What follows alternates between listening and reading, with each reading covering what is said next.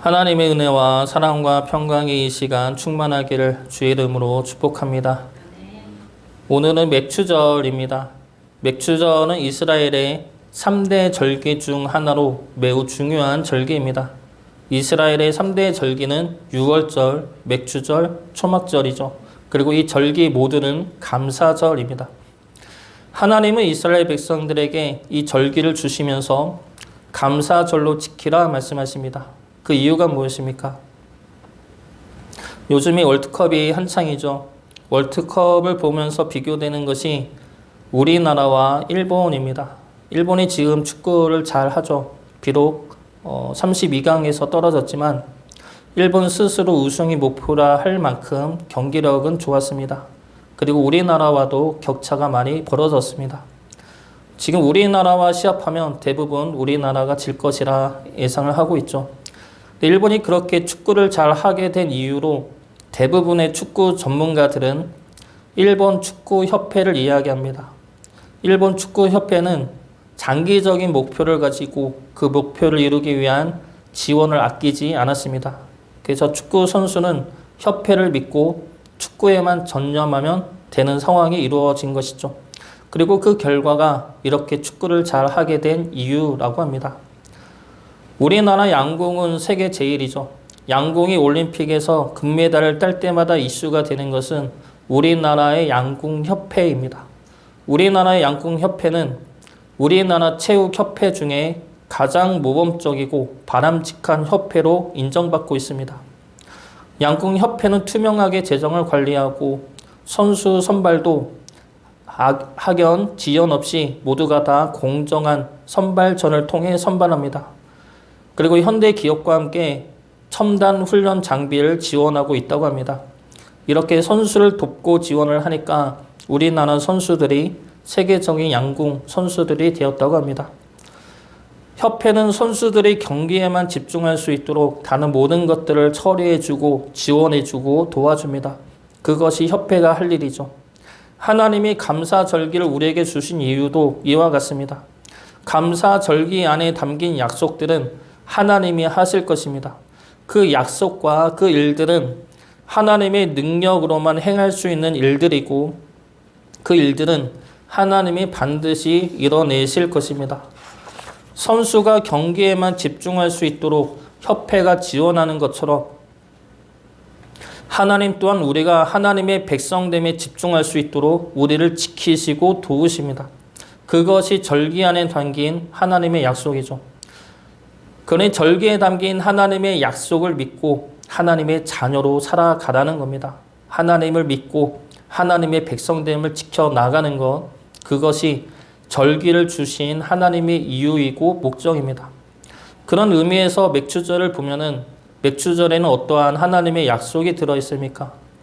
맥추절 안에 담긴 하나님의 약속을 살펴보고 그 약속을 믿음으로 담대하게 하나님의 자녀됨을 지켜나갈 수 있기를 주의 이름으로 축복합니다. 먼저 맥추절에 담긴 하나님의 약속은 하나님이 우리의 하나님이 되시겠다는 약속입니다. 맥추절은 유월절 이후 7주가 지난 후에 지키는 절기라고 해서 77절이라고도 부릅니다. 유월절은 무슨 날입니까? 애굽에서 어린 양의 피로 구원을 받은 날이죠. 이것은 이스라엘의 구원을 의미합니다. 그리고 나서 50일 후에는 무슨 일이 일어납니까? 애굽에서 구원을 받은 이스라엘이 광야 시내산에 이르게 됩니다. 그리고 그곳에서 이스라엘 백성들은 하나님의 말씀을 받게 되고 하나님과 언약을 맺게 됩니다. 출애굽기 19장 1절 말씀입니다.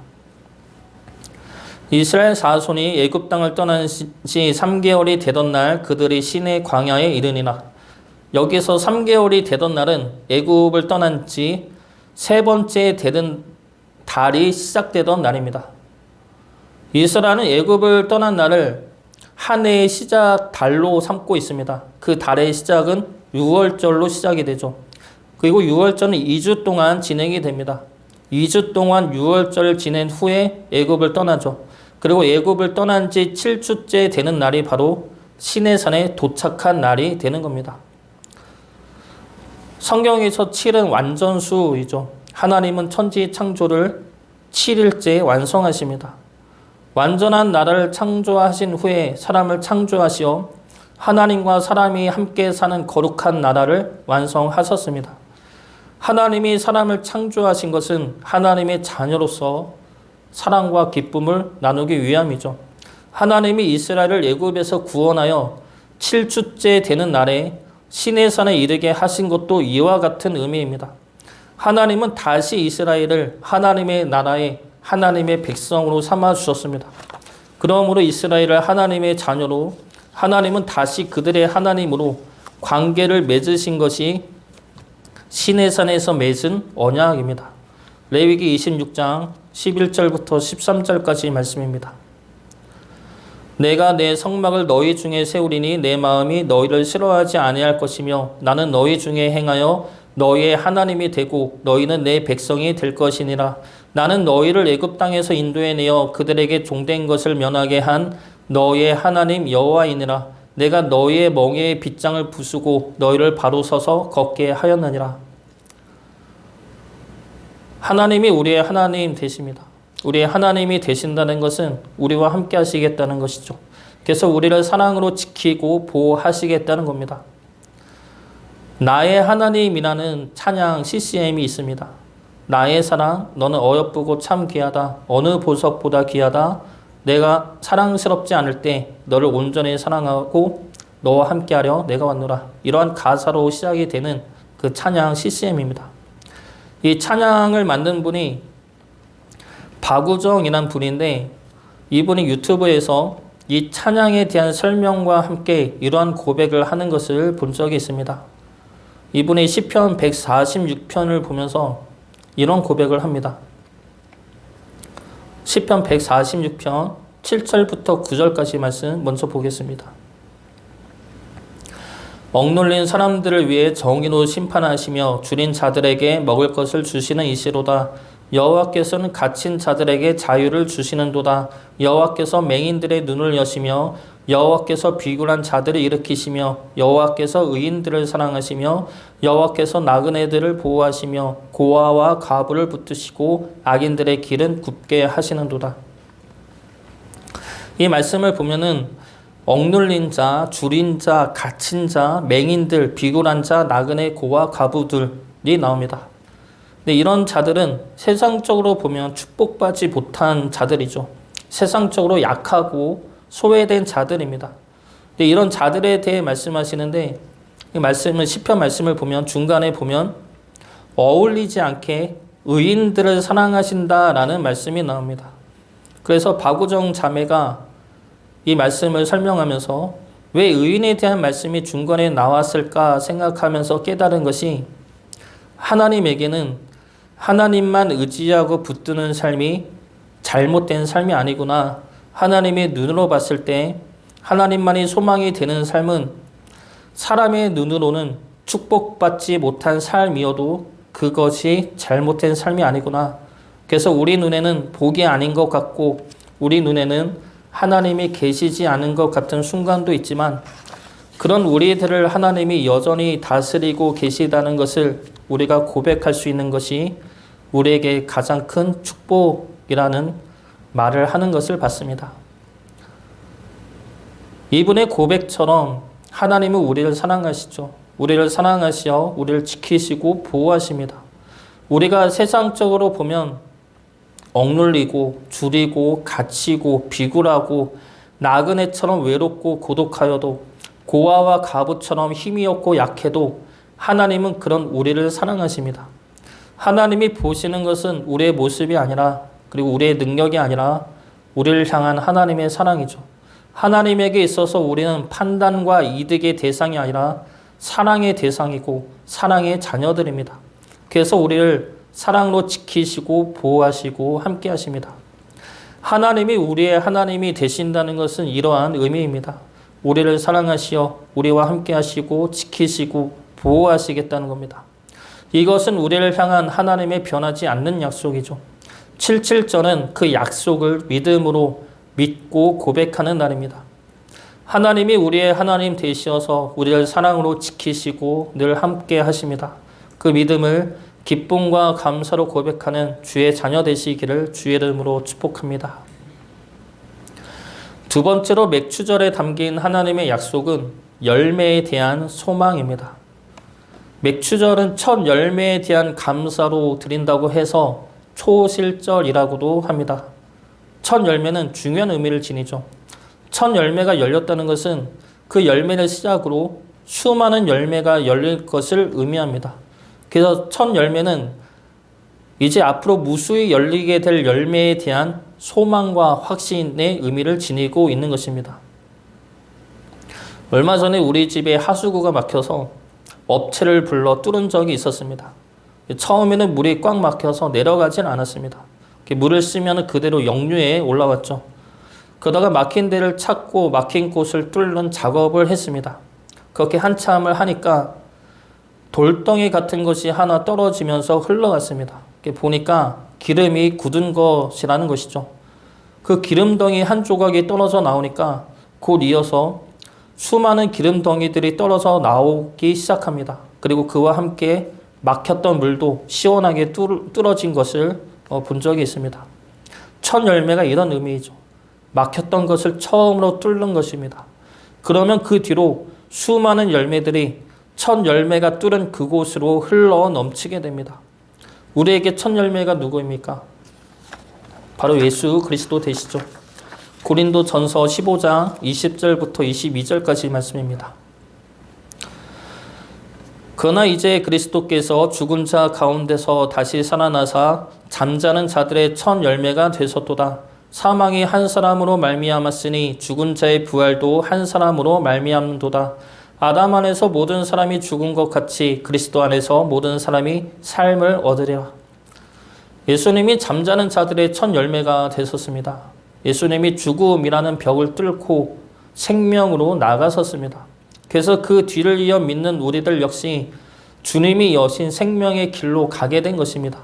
그것이 우리에게는 생명과 부활이고 그것이 우리에게는 분명한 믿음과 소망이 되는 것입니다. 그래서 초실절을 통한 하나님의 약속은 주님을 통한 생명과 부활입니다. 우리에게 생명이 주어지고 부활이 약속되어져 있다는 이 말씀이 우리에게는 놀라운 은혜이고 감사의 말씀이지만 현실적으로 잘 와 닿지 않을 수도 있습니다. 지금 하루하루 사는 것도 바쁜데 죽음 이후의 것을 생각한다는 것이 불필요하다 생각할 수 있습니다. 그러나 이 믿음은 지금 이 세상을 이길 수 있는 힘이고 능력입니다. 옛날에 윤상이라는 가수분이 부른 달리기라는 노래가 있습니다. 제가 학창시절 때는 SES가 리메이크해서 유행했던 노래이죠. 그 노래의 가사는 이렇습니다. 지겨운가요? 힘든가요? 숨이 턱까지 찼나요? 할 수 없죠. 어차피 시작해버린 것을. 쏟아지는 햇살 속에 입이 바싹 말라와도 할 수 없죠. 창피하게 멈춰 설 순 없으니 단 한 가지 약속은 틀림없이 끝이 있다는 것. 끝난 뒤엔 지겨울 만큼 오랫동안 쉴 수 있다는 것. 이 달리기의 가사인데 이 노래 가사처럼 우리에게도 끝이 있습니다. 죽음의 순간들이 오게 되죠. 그러나 믿는 우리에게는 죽음이 끝이 아니라 죽음 너머 영원한 생명과 부활이 있습니다. 영원한 평안과 안식이 있고 하나님 품에서 하나님의 위로와 사랑을 받을 수가 있습니다. 그것이 우리에겐 소망이 되고 이 땅을 이길 힘과 능력이 되는 것이죠. 1820년 뉴욕에 있는 어느 가난한 집에서 태어난 여자아이가 있었습니다. 이 아이는 생후 6주가 되었을 때 의사의 실수로 실명을 하고 95년 동안 맹인으로 살아야 했습니다. 그러나 이 여인은 시인이 되어서 평생 1만 편 이상의 찬송시를 지었다고 합니다. 그리고 그녀는 85세 때 이러한 말을 합니다. 나는 지금까지 살아오면서 한순간도 누구에 대한 원한이나 분노를 품은 일이 없습니다. 왜냐하면 나는 좋으신 하나님과 그분의 무한하신 자비를 항상 믿어왔기 때문입니다. 그분은 나를 성별시키셨고 그분의 일을 하게 하셨습니다. 나에게 베푸신 그 많은 축복을 기억할 때 내가 어떻게 감히 불평을 할 수 있단 말입니까? 그녀가 지은 찬송시 중에 하나가 예수를 나의 구주 삼고입니다. 그 찬송 가사 중에 이런 가사가 있습니다. 온전히 주께 맡긴 내용 사랑의 음성을 듣는 중에 천사들 왕래하는 것과 하늘의 영광 보리로다. 비록 맹인이어서 이 땅의 것을 보지 못했지만 그녀는 그보다 더 큰 그리고 더 크고 귀한 하늘의 영광을 보고 하나님의 은혜를 보았습니다. 우리 또한 이 땅 너머의 영원한 생명과 부활을 바라볼 수 있기를 바랍니다. 주님이 여시고 하나님이 기다리고 계신 그곳을 향한 믿음과 소망으로 이 땅에서 하나님의 자녀로 살아가시기를 주의 이름으로 축복합니다. 마지막 세 번째로 맥주절에 담긴 하나님의 약속은 함께 하심입니다. 함께 하시어 우리를 이끄시고 인도하시죠. 이것이 맥주절에 담긴 세 번째 약속입니다. 시내산에서 하나님은 이스라엘과 언약을 맺으십니다. 나는 너희의 하나님이 되고 너희는 내 백성이 된다는 그 언약을 맺으신 후에 하나님은 무엇을 말씀하십니까? 바로 성막을 지으라 말씀하십니다. 이 성막은 하나님이 우리 안에 오시겠다는 것이죠. 우리에게 내려오셔서 우리와 함께 하시겠다는 겁니다. 이것이 성막을 지으라 말씀하신 하나님의 뜻입니다. 이 사건이 신약에서는 성령 강림 사건으로 다시 한번 행하게 되어집니다. 사도행전 2장 1절부터 4절까지 말씀입니다. 오순절 날이 이미 이름에 그들이 다 같이 한 곳에 모였더니 호련히 하늘로부터 급하고 강한 바람 같은 소리가 있어 그들이 앉은 온 집에 가득하며 마치 불의 혀처럼 갈라지는 것들이 그들에게 보여 각 사람 위에 하나씩 임하여 있더니 그들이 다 성령의 충만함을 받고 성령이 말하게 하심을 따라 다른 언어들로 말하기를 시작하니라. 오순절 날이 77절이고 맥주절이죠. 다 같은 날입니다. 그 날에 성령님이 강림하십니다. 그러므로 이제는 성령님이 우리 안에 함께 하시죠. 구약에서 성막을 통해 우리와 함께 하신 것처럼 이제는 성령님이 우리 안에 오셔서 우리가 성전이 되게 하십니다. 하나님이 함께 하시는 성전이 되게 하시고 하나님의 보호와 이끄심을 받게 하십니다. 성막을 지으면 구약에서 성막을 봤을 때 성막을 지으면 성막을 중심으로 각 지파들이 동서남북에 위치하게 됩니다. 먼저 레위 지파의 자손들이 성막 사방에 위치하게 되고 그 바깥 사방으로 3개의 지파씩 위치하게 됩니다. 그래서 이 모습을 보면은 각 지파들이 가운데 성막을 두고 성막을 둘러싸서 보호하는 것처럼 보이지만 실제는 반대이죠. 성막이 가운데 위치하므로 성막 주위에 있는 모든 지파를 지키고 보호하시는 겁니다. 그리고 성막 위에 구름이 머물러 있으면 진을 치고 성막 위로 구름이 떠오르면 행진을 하게 됩니다. 이것 또한 성막이 이스라엘을 인도할 길과 때를 알려준다는 것이죠. 하나님이 성막을 지으라 말씀하시고 그 성막 안에 거하신 이유가 이것입니다. 하나님의 백성인 이스라엘과 함께 하시어 그들을 보호하고 그들을 하나님의 나라로 인도하시겠다는 겁니다. 이러한 일을 이제는 성령님이 함께 하십니다. 우리 안에 오신 성령님이 우리와 함께 하셔서 우리를 보호하시고 때마다 말씀으로 우리를 인도하시고 이끌어 가십니다.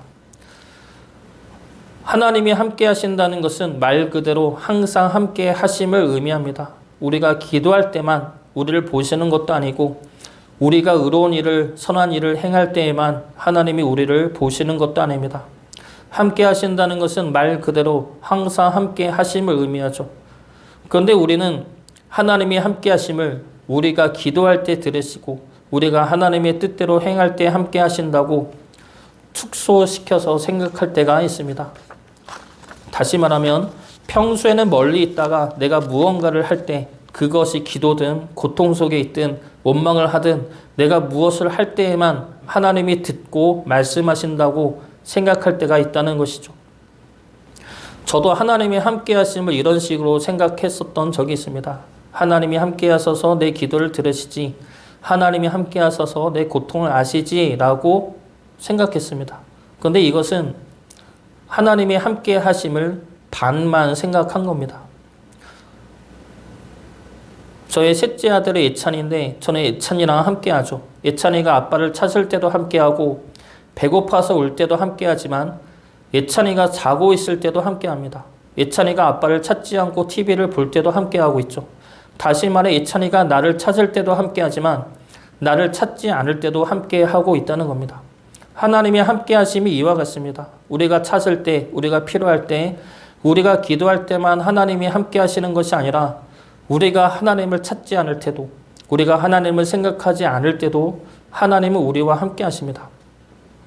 하나님은 내가 부르짖고 기도하고 필요할 때만 우리 기도를 들으시고 우리의 신음을 들으시고 역사하시는 분이 아니라 하나님은 언제나 우리와 함께 하셔서 우리의 모든 신음과 기쁨과 아픔과 감사를 다 알고 듣고 계십니다. 이것은 믿음의 문제입니다. 하나님이 우리와 항상 함께하고 계시다는 것을 믿는다면 우리가 무슨 염려가 있고 무슨 근심이 있겠습니까? 하나님이 함께 하시는데, 하나님이 다 알고 계시는데, 하나님이 이미 살펴보시고 좋은 길로 인도하고 계시는데 무엇이 조급하고 무엇이 불안하겠습니까? 요한복음 14장 16절부터 18절까지 말씀입니다. 내가 아버지께 구하겠으니 그가 또 다른 보혜사를 너희에게 주사 영원토록 너희와 함께 있게 하리니 그는 진리의 영이나 세상은 능히 그를 받지 못하나니 이는 그를 보지도 못하고 알지도 못함이라. 그러나 너희는 그를 아나니 그는 너희와 함께 거하시며 또 너희 속에 계시겠음이라. 내가 너희를 고아와 같이 버려두지 아니하고 너희에게로 오리라.